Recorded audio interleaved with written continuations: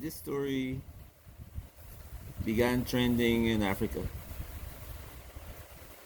and then it showed up on my when it began trending, it showed up on my YouTube stream because one of the channels that I watch, an African brother, did a breakdown of what happened and his opinion on it. For those of you who speak French, I want you to go to this channel and look at the video for yourself, and then you can get a gist of what's going on. For English speakers, I want you to go look at this video with this YouTuber and hear what he has to say. But I'm gonna give you my opinion. Are we building walls or bridges? What happened in Gabon a few days ago should terrify every African leader. Not because of what it shows about xenophobia, but because of what it reveals about how easily we can be tricked into fighting the wrong enemy. By the end of this video, you would understand why this market incident might be the most important wake-up call Africa has received in decades, and why the richest black man in the world holds the key to solving it. But first, let me show you what really happened in the market and why everyone got it wrong. August 2025, Lamberene, Gabon. A new market opens, and like any business district, vendors rush to get the best spots. Among them are women from Mali, Benin, selling vegetables, doing hair, running small shops. Then comes the moment that changes everything. A local influencer, we will call her the spark that lit the fire, arrives with her camera rolling. She sees these West African women and something inside her snaps. Go back to your country, she screams. Sell to your own people. Now, within hours, the video explodes across social media. Gabon first started trending online. But here is what nobody saw coming. The Gabonese government didn't just condemn the woman selling the vegetables. They don't just calm things down. Instead, they do something that sends shockwaves across Africa. In just 72 hours, they banned all foreigners from small businesses and markets. Wait, did a single viral video just change an entire country's economic policy? What kind of power does one angry person with a smartphone actually have? Now here's where it gets interesting. While everybody is fighting a tomato seller or vegetable seller in the market who earns less than $20 a day, let's talk about who's really taking money out of Gabon. ExxonMobil, Shell, Total, these companies pump billions with a B out of Gabonese oil fields every single year. But somehow the enemy became Mama Fatou selling vegetables in the market. Now think about this for a moment. The Beninese woman everyone is angry about, she pays rent to a Gabonese landlord. Her kids go to Gabonese schools. She buys from Gabonese suppliers. She probably spends 90% of her money right there in Gabon. Meanwhile, when Total makes $1 billion from Gabonese oil, where does that money go? It goes to Paris. But there is something more fascinating about this whole situation. Something that explains how smart people can make such backward decisions. And it has everything to do with the conversation that happened 20 years ago in Nigeria. Now, have you ever wondered why some countries create billionaires while There's so much more going on in this video than people really comprehend.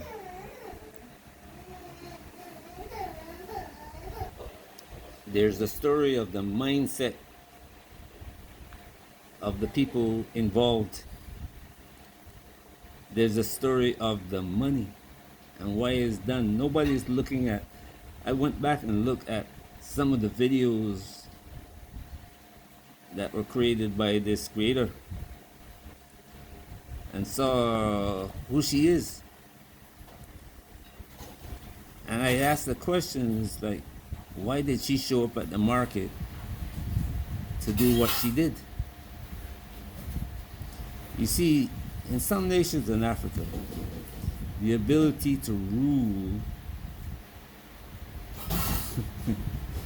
in most of them, there's no ability to rule. There's this, you put it softly, ability to take from the country. Make sure that the people getting the resources give you what you ask for and they get what they ask for. You see, Cote d'Ivoire is one of those places where there's a 0.5% of the population with all the money. All the money that comes from the oil revenue and the resources revenue going to their pockets. The coup d'etat that we just saw, the leader was a part of the former government, related to the former leader. He kept in place everything that was there when he took over. Didn't change anything. The poor Gabonese people are still poor. But his pockets are full. The people before him, the people who were in his cabinet, the people, the local leaders and chiefs, 0.5% of the population. That's the money. Now, when you can't lead effectively,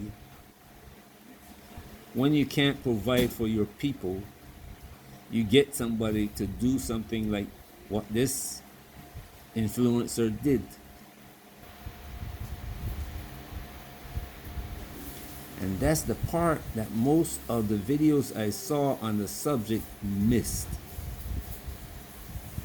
People are getting upset at her for scapegoating Beninese people who are related.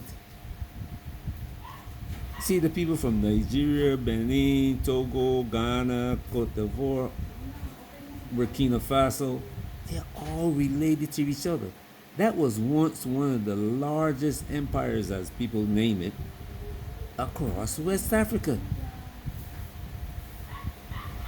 Go back and look at your history. One of the biggest, when the British arrived, there was a huge empire that they had built. It's called Benin. The Benin Empire. I know because my family came out of this place full of people.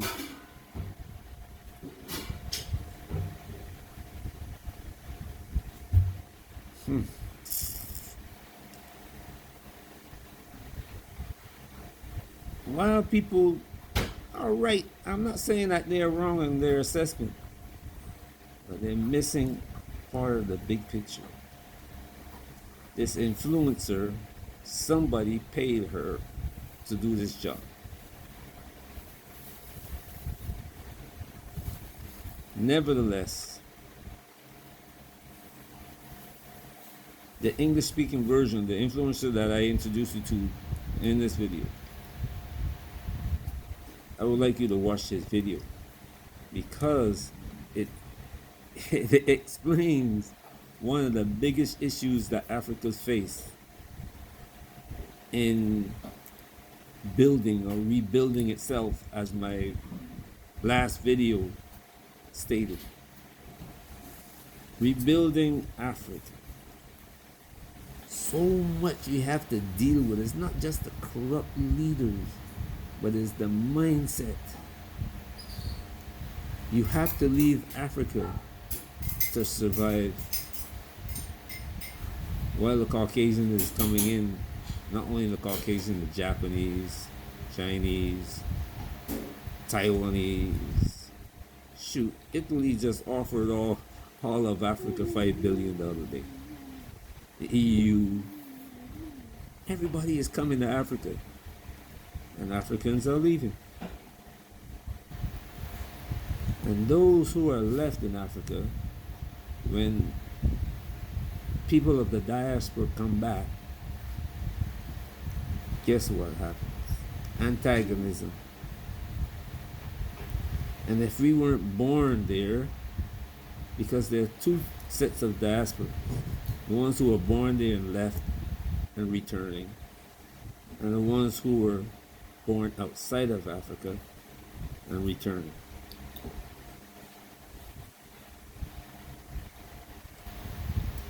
The funny thing is that if you're doing it right, both diasporans are returning. Both diasporan communities are returning with the wealth that can rebuild Africa. But you have the leadership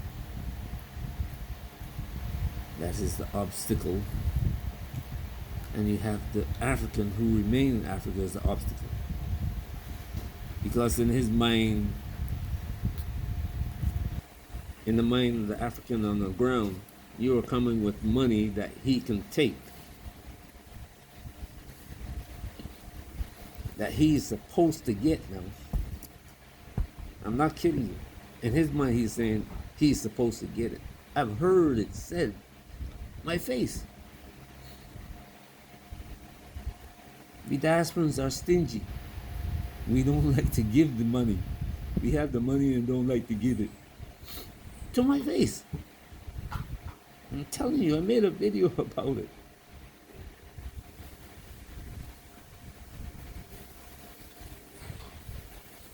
When I was in Gambia, I made a video about it.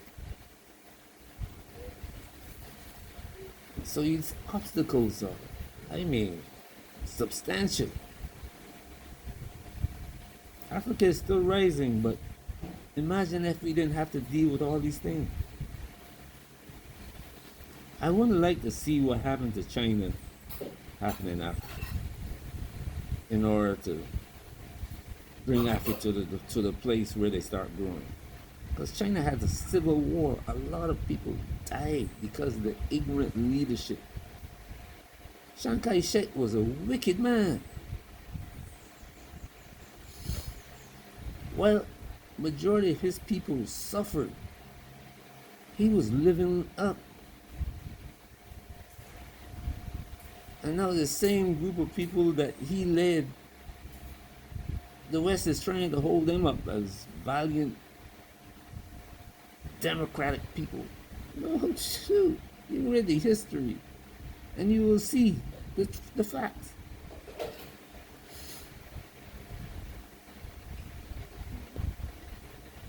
And Africa is in the same position that Chiang Kai-shek put China in.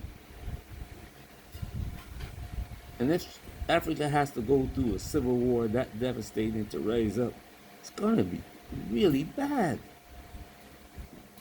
You can just look at what's going on in the Congo or Sudan and gauge what will happen to the rest of Africa if it happens. Right now, South Africa is on the brink of it because you got some Caucasian there, these Zionists that are, they even forming their own country within South Africa. And the South African government is just sitting back because they want to be soft on these people to please the West.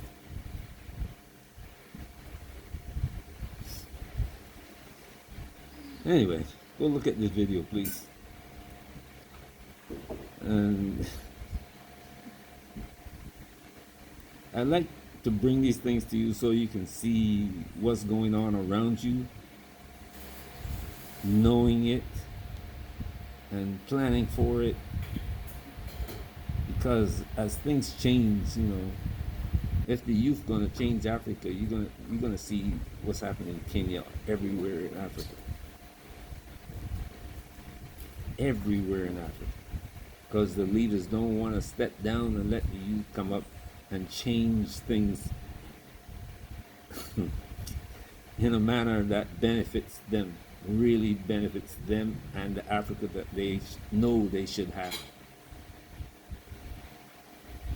These old men and their families and their armies that protect them is destroying the land, and they feel like they are doing something great. Anyway, like I said, go watch the video. Those of you who know French, go watch the first video. Have a great day wherever you are. Peace.